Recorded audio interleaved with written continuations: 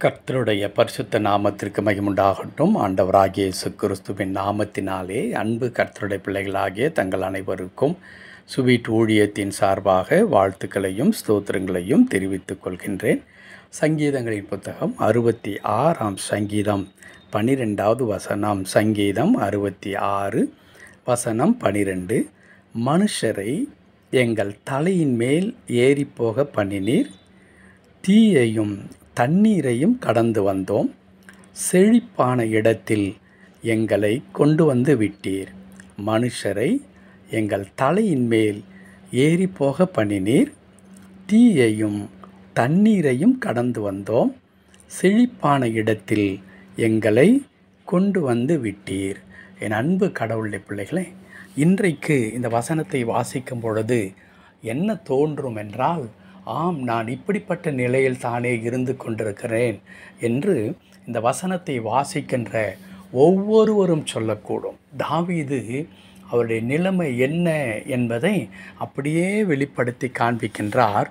ஒரு தீயையும் தண்ணீரையும் கடந்து போவது என்பது எவ்வளோ பெரிய பயங்கரமான ஒரு அனுபவமாக இருக்குமோ, மனிதர்கள் நம்மை மிதித்து தாண்டி போவதைப் போல, நம் தலையின் மேல் ஏறி போவதைப் போல மனிதர்களுடைய தாக்குதல்கள், அவருடைய கொடூரமான பேச்சுக்கள், அவருடைய செயல்கள் நம்மை வஞ்சகமாக நடத்துகிறது, நம்மை எள்ளி நகையாடுகிறது, நம்மை பகைக்கிறது, நம்மை குறித்து அவதூறாக பேசுகிறது, நம்மை பலவிதமான தாக்குதலுக்குட்படுத்தி நம்மை ஒவ்வொரு நாளும் வேதனைப்படுத்துகிறது. இன்னும் சொல்ல போனால் நம்மிடத்தில் நன்றாக பேசுகிறதைப் போல நமக்கு முன்பாக பேசிவிட்டு பிறகே சென்று நமக்கு அப்படியே எதிராக திரும்பி சதிகளை திட்டமிடுவது போன்ற காரியங்களெல்லாம் இன்றைக்கும் நாம் பார்த்து கொண்டுதான் இருக்கின்றோம். அப்படிப்பட்டதான ஒரு நிலைமை தாவீதிற்குள்ளாகவும் இங்கே இருக்கிறது. அவருடைய பிரச்சனைகளும் அவருடைய போராட்டங்களும் எப்படிப்பட்ட ஒரு தோற்றத்தை அவருக்கு தருகிறது என்றால், தீயிலும் தண்ணீரிலும் கடந்து போவதைப் போல, ஒரு பெருத்த தீக்குள்ளாக ஒரு காடு பற்றி எரியும் பொழுது அதற்குள்ளாக ஒரு மாட்டிக்கொண்டால் எப்படி இருக்குமோ, அப்படி உயிர் பிழைப்போம் என்ற நம்பிக்கை இல்லாத ஒரு தத்தளிப்புக்குள்ளான ஒரு வாழ்க்கை, அப்படியே கரை புரண்டோடுகிற ஆற்றுக்குள்ளாக சிக்கிக்கொண்டால் எப்படி இருக்குமோ, உதவியில்லாத ஒரு நிலைமை, அணுவாய் மரணத்தை பார்ப்பதைப் போல் இருக்கின்ற மாபெரும் கொடூரம் இருக்கிறதே, கசப்பு இருக்கிறதே, அப்படிப்பட்ட ஒரு பாதையில் தாவீது கடந்து வந்து கொண்டே இருக்கின்றார். ஏன் என்று கேட்க முடியாத அளவிற்கு அவ்வளோ பெரிய தாக்குதல்கள் ஒன்றன் பின் ஒன்றாக வந்து கொண்டிருக்கிறது. அன்பு கடவுளுடைய பிள்ளைகளே, ஆண்டவரை பார்த்து தாவீது சொல்லுகிறார், மனுஷர் எங்கள் தலையின் மேல் ஏறி போக பண்ணினீர். அவர் என்ன குறிப்பிடுகின்றார்? ஆண்டவரே, இப்படிப்பட்டதான ஒரு பயங்கரமான நிலைக்குள்ளாக நான் வந்து கொண்டிருக்கிறேன், இவை எல்லாவற்றையும் நீர் என் வாழ்க்கையில் அனுமதித்திருக்கிறீர். ஆண்டவரே, மனிதர்கள் எப்படி எங்கள் தலையின் மேல் ஏறி போகிற வண்ணமாக அவ்வளவு தாக்குதல்கள் மனிதரிடத்திலிருந்து வருகிறது. தீயிலும் தண்ணீரிலும் மாட்டிக்கொண்டால் எப்படி இருக்குமோ, அதே வண்ணமாக துன்பத்தின் பாதையில் கடுமையான ஒரு சூழ்நிலைக்குள்ளாக நாங்கள் தள்ளப்பட்டிருக்கின்றேன்.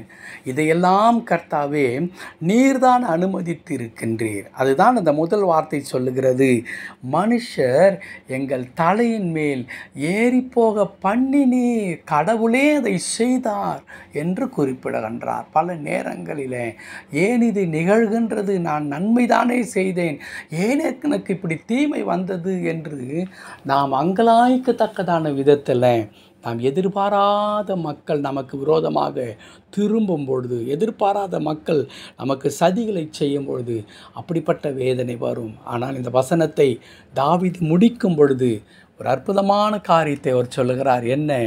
செழிப்பான இடத்தில் எங்களை கொண்டு வந்து விட்டீர். கர்த்தருடைய பரிசுத்த நாமத்திற்கு மகிமுண்டாகட்டும்.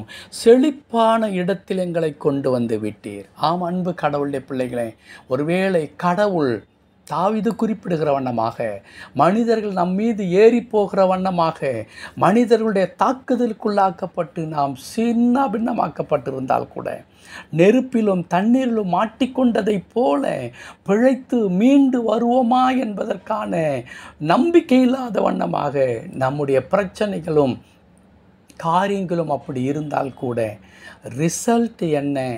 கடவுள் இறுதியாக என்ன செய்ய போகிறார் என்றால், செழிப்பான இடத்தில் நம்மை கொண்டு வந்து விடப் போகிறார்.